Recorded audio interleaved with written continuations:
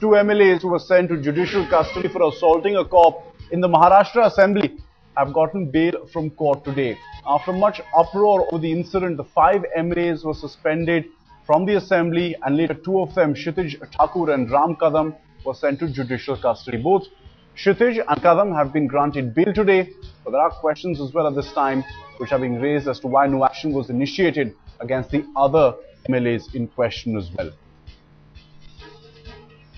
Headlines News Vikas now joins us for an input on the story. Just take us through what's really happened at this stage. The 2 MLAs in question who beat up the police person in the Assembly getting bail today.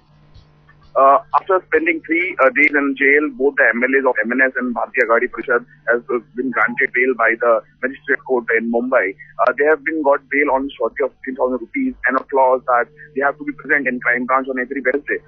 But police opposed this bail application, claiming that these guys are influential and can influence the witness in the case. But court, keeping their version aside, granted bail to them and gave certain restrictions while they have to be present on every Wednesday in the crime branch, and police is yet to access that CCTV footage of Vidhan Bhavan, which they claim that other unidentified MLAs will be identified through that.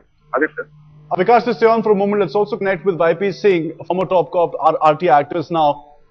So in your view, how do you see this, actually playing out? Is it all right for MLAs to go on, essentially beat up a cop for doing his job and then get away with bail?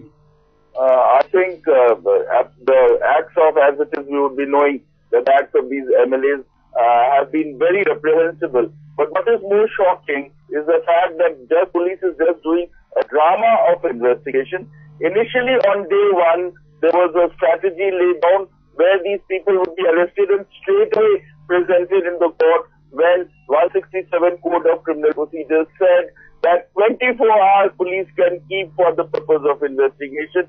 This was waived so that they could get bail, but somehow the court did not grant bail at that time.